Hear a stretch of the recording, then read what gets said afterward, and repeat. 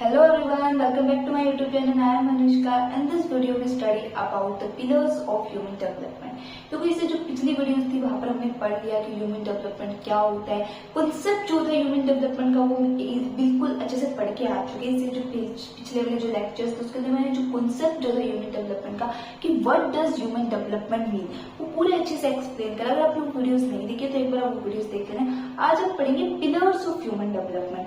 देखो हम कोई भी बिल्डिंग बनाते हैं या फिर कोई भी घर बनाते हैं, किसी भी तरह की कंस्ट्रक्शन करते हैं, कंस्ट्रक्शन वर्क कोई भी बिल्डिंग कोई भी घर जो होता है, कोई भी बिल्डिंग पिलर्स पे तो बनती है ना। पहले पिलर्स खड़े करे जाते हैं, उसके ऊपर उस बिल्डिंग को बनाया जाता है। कोई भी घर बनता है तो पहले पिलर बनाए जाते हैं, उस पिलर के ऊपर वो बिल्डिंग बनाई जाती है। यानी कि वो पिलर्स क्या करते हैं, उस घर या बिल्डिंग को सपोर्ट देते हैं। अगर वो पिलर्स ना हो, अगर वो पिलर्स नहीं होंगे तो वो घर और वो बिल्डिंग की जो फाउंडेशन होगी वो स्ट्रॉन्ग नहीं होगी। ऐसे ही ह्यूमन डेवलपमेंट के भी कुछ पिलर्स होते हैं जो ह्यूमन डेवलपमेंट की जो फाउंडेशन है उसे स्ट्रॉन्ग करते हैं। कुछ आइडियाज होते हैं जो ह्यूमन डेवलपमेंट में स्टडी करते हैं, जो कि आगे हाँ कह सकते हो कि भाई किसी भी कंट्री के अंदर equality, sustainability, empowerment, productivity, empowerment अगर किसी भी कंट्री के अंदर है या किसी ह्यूमन के अंदर ये सारे चीजें हैं तो आप कह सकते हो कि हाँ it's a very good thing कि वो ह्यूमन या वो कंट्री जो थी ह्यूमन डेवलपमेंट में आगे बढ़ेगी। उनका डेवलपमेंट के लिए एक तरीके से बेसिस ये 4 पिलर्स जो होते हैं वो प्रोवाइड कर देते हैं। जैसे ह्यूमन डेवलपमेंट करना होता है, हमें ह्यूमन डेवलपमेंट में हमने अलग अलग मेजर्स कैटेगरी मेजर्स पढ़े थे। इससे पिछली वीडियो जो मैंने आपको ह्यूमन डेवलपमेंट की access to the health, access of resources, equal distribution of resources, opportunities होनी चाहिए, फ्रीडम होनी चाहिए, ये सारी चीजें मिलकर ह्यूमन डेवलपमेंट को बनाती है। पर इन सबको एक बेस कौन देता है, फाउंडेशन कौन देता है, ये 4 कॉन्सेप्ट जो हम ह्यूमन डेवलपमेंट के पिलर्स के अंदर पढ़ेंगे। ठीक है, तो हम स्टार्ट करते हैं। सबसे पहले पढ़ते हैं इक्विटी। इक्विटी क्या होता है? देखो, equity is the providing equal opportunities to everyone irrespective of their caste, religion and gender. यानी कि सबको इक्वल अपॉर्चुनिटीज देना, भले ही वो किसी भी कास्ट से बिलोंग करते हो, किसी भी जेंडर से, किसी भी रिलीजन पे, विदाउट डिस्क्रिमिनेशन। जब एक कंट्री के लोगों को हर मतलब कंट्री का जो पर्सन है उसको इक्वल अपॉर्चुनिटीज मिलती है बिना किसी डिस्क्रिमिनेशन से। ये सारे फैक्टर नेग्लेक्ट करके कि वो किस कास्ट से बिलोंग करता है, किस रिलीजन से बिलोंग करता है, किस जेंडर से बिलोंग करता है, सबको जब इक्वल अपॉर्चुनिटीज मिलती है तो हम कह सकते हैं कि उस कंट्री के अंदर इक्विटी है। यानी कि हर किसी को इक्वल अपॉर्चुनिटीज मिलना, चाहे वो गरीब हो, चाहे वो अमीर हो, चाहे वो एक एक्सट्रीम लेवल पे गरीब हो, एक्सट्रीम लेवल पे मतलब किसी भी रिलीजन से बिलोंग करता हो, किसी भी कास्ट से बिलोंग करता हो, कैसे भी जेंडर का हो, गरीब हो अमीर हो, जब सबको अपॉर्चुनिटीज बिल्कुल इक्वल मिलती है तब हम कह सकते हैं कि हाँ उस कंट्री के अंदर इक्विटी है। और इक्विटी इक्विटी एक पहला स्टेप हो जाता है ह्यूमन डेवलपमेंट के लिए।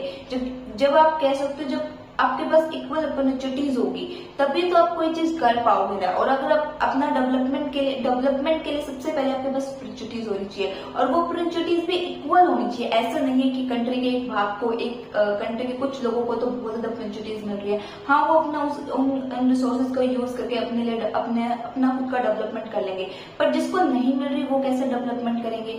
तो इक्विटी सबको होनी चाहिए, अपॉर्चुनिटीज रिसोर्सेज को सबको इक्वल मिलनी चाहिए, चाहे वो किसी भी जेंडर से बिलोंग करते हो।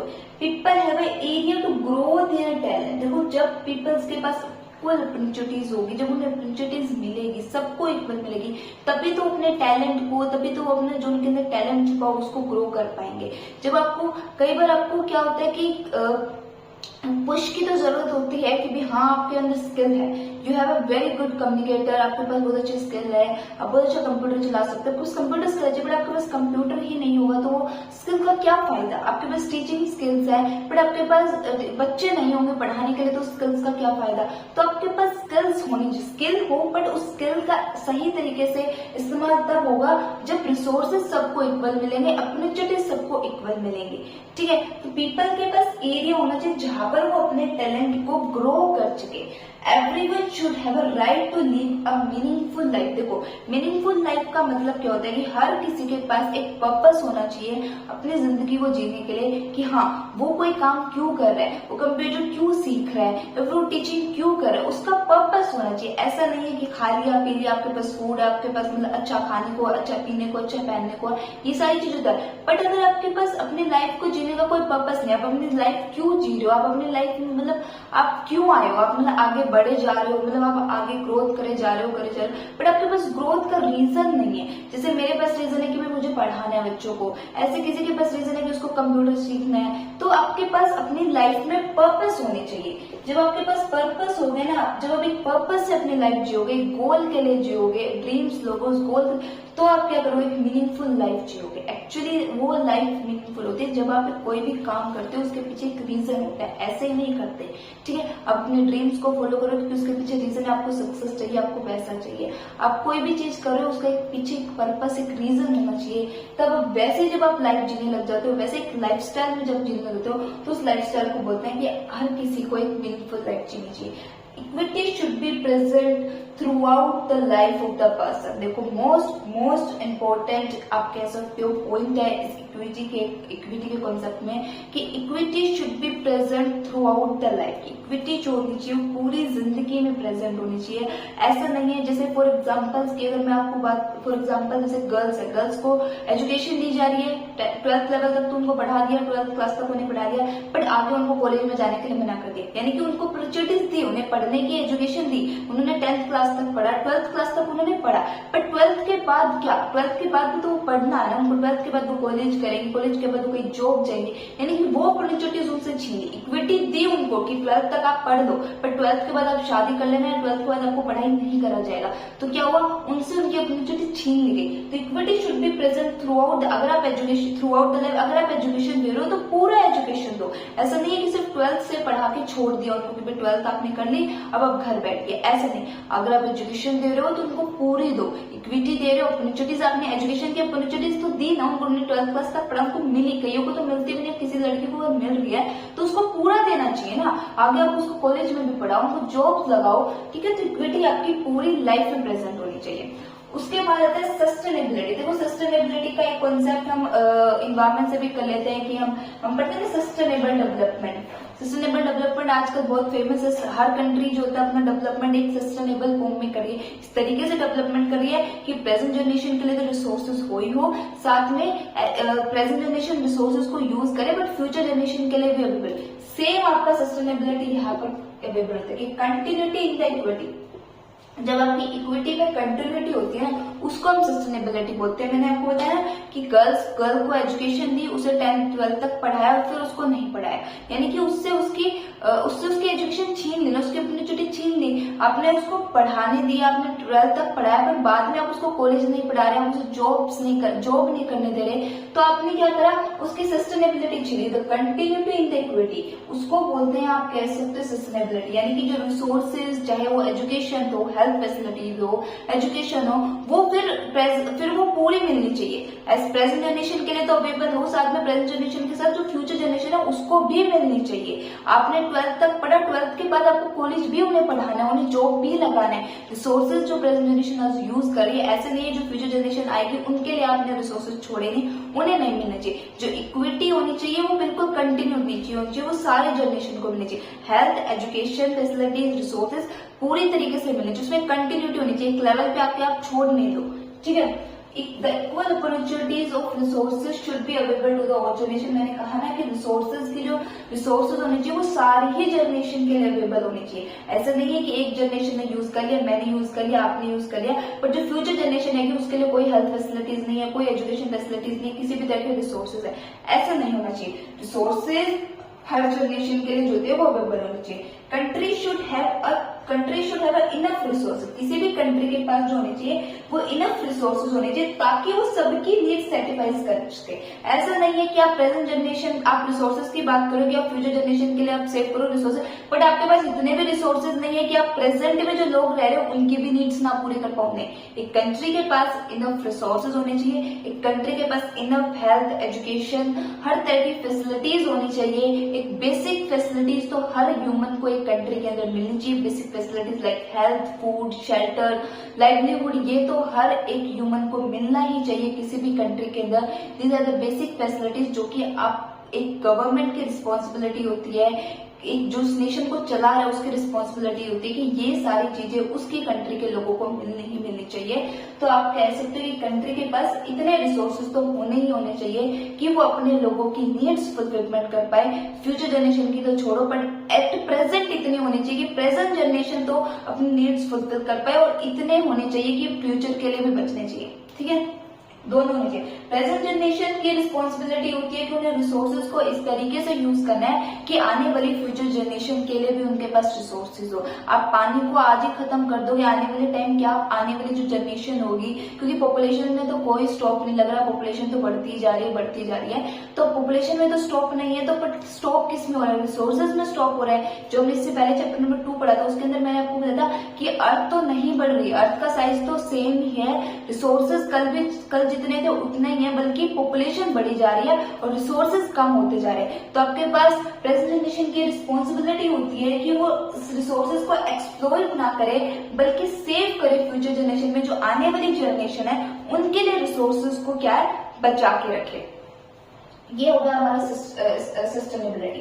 देखो, इक्विटी का मतलब क्या होता है कि इक्वल अपॉर्चुनिटीज मिलनी चाहिए सबको, इरिस्पेक्ट ऑफ वो किसी भी कास्ट हो, किसी भी रिलीजन हो, ये सारे फैक्टर्स को नेग्लेक्ट करके सबको इक्वल अपॉर्चुनिटीज देनी चाहिए। और जब उन अपॉर्चुनिटीज के अंदर कंटिन्यूटी रहनी चाहिए, उसको बोलते हैं सस्टेनेबिलिटी। कि आपने वही बात है, मैंने वो गर्ल का एग्जाम्पल दिया, गर्ल का सबसे बेस्ट एग्जाम्पल है कि आपने उसको 12th तक तो पढ़ा दिया, लेकिन उसके बाद आपने उसको नहीं पढ़ा, आपने उसको अपॉर्चुनिटीज दी, आपने उसको फैसिलिटी दी कि हाँ आप पढ़ो, बट आपने उसको फैसिलिटी कहाँ तक दी, 10th 12th तक दी, उसके बाद आपने नहीं पढ़ाया। तो जब आप उसको 12th के बाद में पढ़ा रहे हो, वो जॉब लग रही है, तो वो क्या होगी, उसकी सस्टेनेबिलिटी होगी। फिर आता है आपके पास प्रोडक्टिविटी। देखो, प्रोडक्टिविटी का मतलब भी सबको पता है कि कोई भी काम कितना अच्छे से हो रहा है वो उसकी प्रोडक्टिविटी बताता है, कितने बेटर तरीके से आप किसी भी वर्क को कर रहे हो वो उसकी प्रोडक्टिविटी होती है। The capacity of people to do the work should be improve. देखो, लोगों के काम करने की जो कैपेसिटी होनी चाहिए, जो भी आप काम कर रहे हो, चाहे पढ़ा रहे हो, चाहे आप कंप्यूटर पे काम कर रहे हो, किसी भी तरह का काम कर रहे हो, किसी बिजनेस, कोई भी बिजनेस कर रहे हो,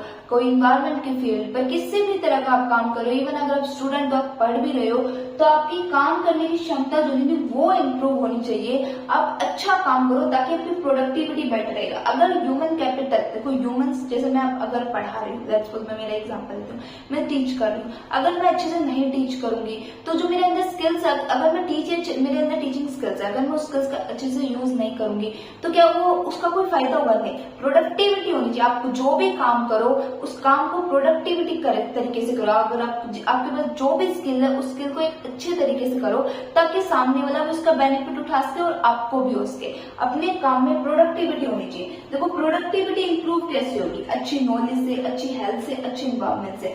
आपके पास कंप्यूटर की स्किल्स, आप बहुत अच्छे सॉफ्टवेयर इंजीनियर बन सकते हो। आप सॉफ्टवेयर इंजीनियर कब बनोगे, जब आपने सॉफ्टवेयर इंजीनियर की एजुकेशन ली होगी। आपके पास एजुकेशन होगी तभी तो आप इंजीनियर बन पाओगे, आपके पास एजुकेशन होगी तभी तो आप IAS या डॉक्टर बन पाओगे, या फिर आप किसी अदर फील्ड पे जाओगे। तो प्रोडक्टिविटी, आप काम कब ज्यादा अच्छा कर पाओगे, जब आपके पास जितनी अच्छे से किसी भी काम करने की नॉलेज होगी। मेरे पास जितनी अच्छी नॉलेज होगी पढ़ाने की, मैं उतना अच्छा पढ़ा पाऊंगी। आपके पास जितनी अच्छी नॉलेज होगी कंप्यूटर की, आप उतना अच्छा कंप्यूटर कर पाओगे, आप उतना अच्छा कंप्यूटर का काम कर पाओगे, प्रोडक्टिविटी ऑटोमेटिकली एनहेंस हो जाएगी। बट वो किससे होगी, एजुकेशन से, नॉलेज से। जब आपको किसी चीज की नॉलेज होगी तभी तो आप किसी काम को अच्छे से कर पाओगे ना। अच्छा इन्वायरमेंट, आपकी हेल्थ ही अच्छी नहीं है, आप बीमार रहते हो।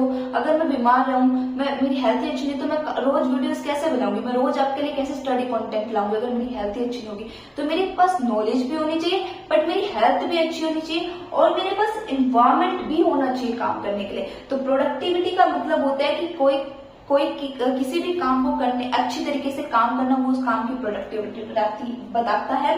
बट प्रोडक्टिविटी भी कुछ फैक्टर्स पर डिपेंड रहती है, जैसे कि प्रोडक्टिविटी कब इंक्रीज हो सकती है, जब आपके पास अच्छी एजुकेशन होगी, आप अच्छे इन्वायरमेंट में काम करोगे, आपकी हेल्थ अच्छी रहेगी, तभी तो आप कोई काम अच्छे से कर पाओगे। किसी काम को अच्छी तरीके से करना, उसको उस काम की प्रोडक्टिविटी पता है कि कितने बेटर तरीके से आप कोई काम कर रहे हो। फिर आता है एम्पावरमेंट। एम्पावरमेंट का मतलब होता है decision, power of decision making,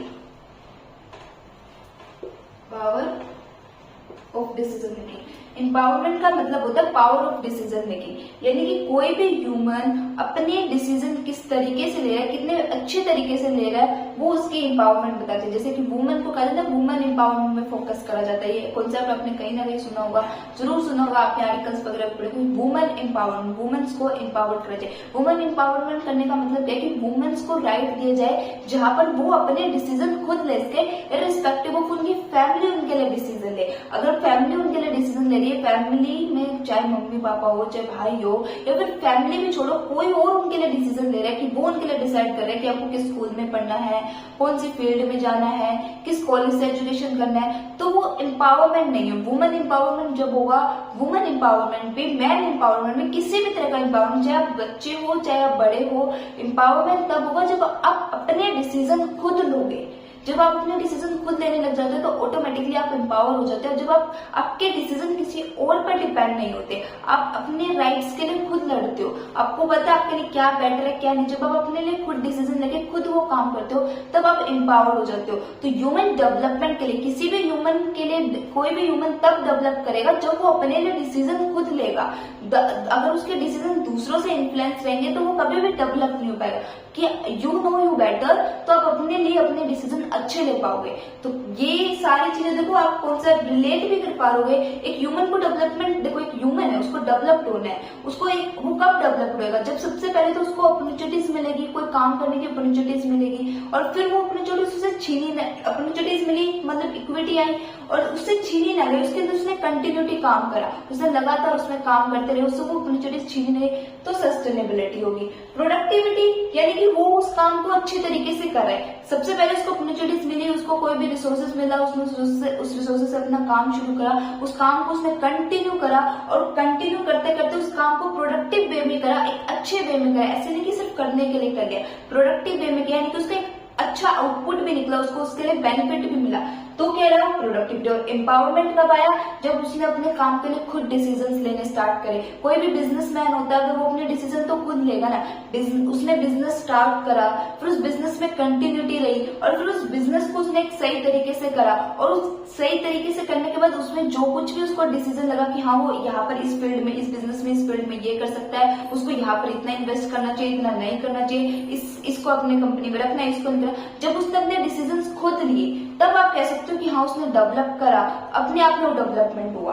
तो यही होता है एम्पावरमेंट का मतलब। क्या होता है, जब people of a country have a right to take their own decision, जब पीपल ऑफ कंट्री के पास राइट हो जाता है कि वो अपने डिसीजन खुद ले, उनके डिसीजन किसी और से इन्फ्लुएंस ना हो, ठीक है। They are free to do whatever they want to do, वो बिल्कुल फ्री होने चाहिए, उन्हें जो कुछ भी करना है वो करना होगा, वो किसी और से पूछ के ना करे, कोई और उनके लिए डिसाइड ना करे कि आप ये करो, आप ये मत करो, आप इधर जाओ, आप उधर मत जाओ, नहीं, they are free whatever they want to do, उन्हें जो करना है उन्हें करने दिया जाए।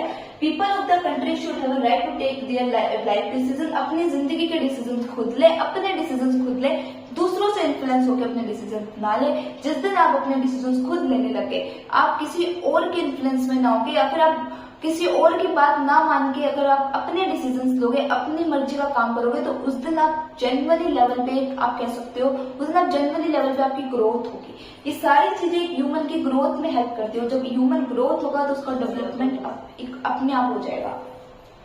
एम्पावरमेंट भी कब आएगी, देखो जैसे प्रोडक्टिविटी कब आती है, जब आपके पास नॉलेज होगी, जब आपको अपने काम की नॉलेज होगी, और आपके काम की नॉलेज आपके पास कहाँ से आएगी, एजुकेशन से आएगी। जब आपकी हेल्थ अच्छी होगी तब आप अपना काम अच्छे से कर पाओगे, आपके पास अच्छा इन्वायरमेंट होगा, टॉक्सिक इन्वायरमेंट नहीं होगा, आपके पास हर वो चीज अवेलेबल होगी जो आपको अपने काम के लिए चाहिए, तभी तो आप अपने काम को अच्छे से कर पाओगे। ऐसे ही आप अपने डिसीजन कब सही तरीके से ले पाओगे, जब आपके पास एजुकेशन होगी। एजुकेशन बहुत इंपॉर्टेंट होती है। एक ह्यूमन जब एजुकेशन ले लेता है, तो कोई भी पर्सन, चाहे वो लड़की हो चाहे लड़का, जब वो एजुकेशन लेता है तो वो अपने लिए खुद डिसीजन ले लेता है, उसको समझ में आ जाता है कि मेरे लिए कौन सी चीज बेटर है और कौन सी चीज मेरे लिए बेटर नहीं है, मुझे किस पाथ पे जाना है, किस पाथ पे नहीं जाना, मैं किससे पूछ के अपने डिसीजन लूं, मुझे खुद लेने हैं, मुझे किसी की सपोर्ट की जरूरत है, उसको सब समझना है। तो एजुकेशन एम्पावरमेंट कब आएगी, आप अपने डिसीजन कब लोगे, जब आपको एजुकेशन दी जाएगी, जब आपको ज्ञान होगा, जब तो आप अपने लिए डिसीजन ले पाओगे। जब आपके पास ज्ञान ही नहीं, आपके पास एजुकेशन नहीं है, तो आप अपने लिए कैसे डिसीजन लोगे।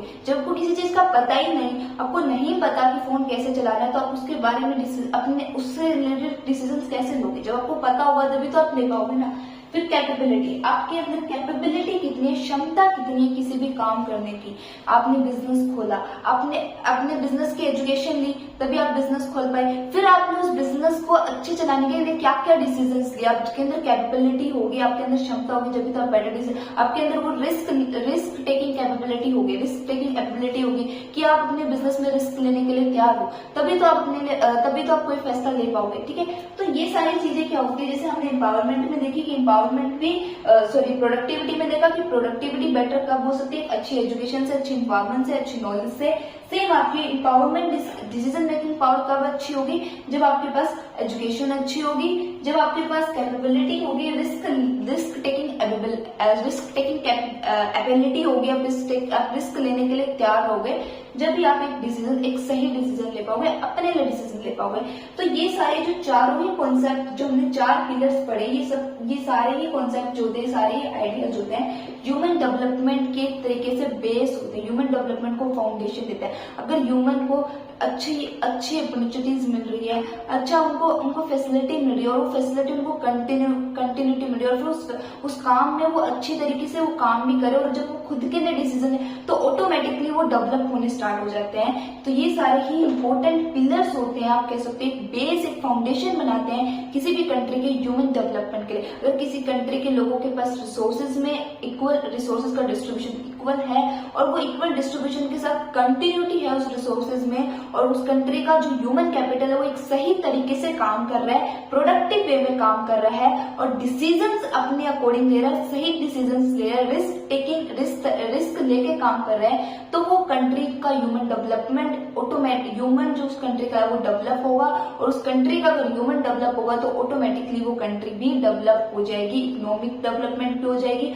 उस कंट्री की ग्रोथ भी हो जाएगी। ठीक है, चारों तरीकों से लिंक करके, चारों बिल्कुल अच्छे से लिंक करके बताइए मैंने आपके कि कैसे एक कंट्री डेवलप होती है।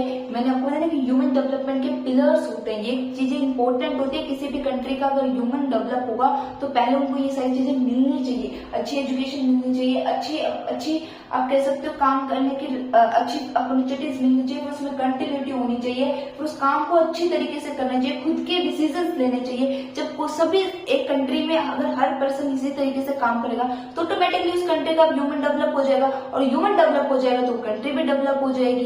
ठीक है, इकोनॉमिक ग्रोथ भी डेवलप हो जाएगा। तो ये सारी चीजें जो होती है ह्यूमन डेवलपमेंट इंडेक्स को बनाने में हेल्प करती है, कंट्री के ह्यूमन डेवलपमेंट को डेवलप करने में हेल्प करती है। तो आई होप आपको ये समझ में आया हुआ है, आपको वीडियो भी अच्छी लगी होगी। यहाँ से 5 मार्क्स में क्वेश्चन बनता है, डेफिनेटली क्वेश्चन बनता है। द मोस्ट इंपॉर्टेंट क्वेश्चन इस चैप्टर के 2 ही सबसे इंपॉर्टेंट क्वेश्चन है, एक अप्रोचेज ऑफ ह्यूमन डेवलपमेंट और एक हमारा ये pillars of human development question बनेगा, डेफिनेटली बनेगा। अगर आपके पास पिलर्स ऑफ ह्यूमन डेवलपमेंट में क्वेश्चन है तो आपको ये चारों ही पॉइंट्स लिखने हैं। आप थोड़ा सा क्वेश्चन इस तरीके से करना, देखो मैं आपको थोड़ा सा आंसर राइटिंग कर देती हूँ। आप सबसे पहले एक डायग्राम बनाना, सबसे पहले तो आप ह्यूमन डेवलपमेंट के बारे में डेफिनेशन लिखना कि ह्यूमन डेवलपमेंट एक्चुअली होता क्या है। उसके बाद आप लिखना पिलर्स ऑफ एचडी, लिख रही हूँ मैं, एचडी मतलब ह्यूमन, और फिर आप क्या करना, ऐसे बनाना। ठीक है, इस तरीके से आप पिलर्स बनाना। इसमें लिखना इक्विटी, इसमें लिखना सस्टेनेबिलिटी, इसमें लिखना आप कह सकते हो प्रोडक्टिविटी, और फिर एक चौथा और बनाना जिसमें आप लिखना एम्पावरमेंट। तो पहले आप ह्यूमन डेवलपमेंट लिखना कि व्हाट इज ह्यूमन डेवलपमेंट, फिर आप ह्यूमन डेवलपमेंट के नीचे ये डायग्राम बनाओगे जहां पर आप ऊपर बॉक्स बना के लिखना पिलर्स ऑफ ह्यूमन डेवलपमेंट, फिर उसके सब पार्ट को इस तरीके से लिखोगे, आप 4 पिलर्स दिखाओगे, फिर आप इन पिलर्स को एक्सप्लेन करोगे डिटेल वे में। इक्विटी को एक्सप्लेन करना, सस्टेनेबिलिटी को, प्रोडक्टिविटी को और एम्पावरमेंट को। इक्विटी में ये 4 पॉइंट्स आएंगे, पूरे मार्क्स मिलेंगे आपको।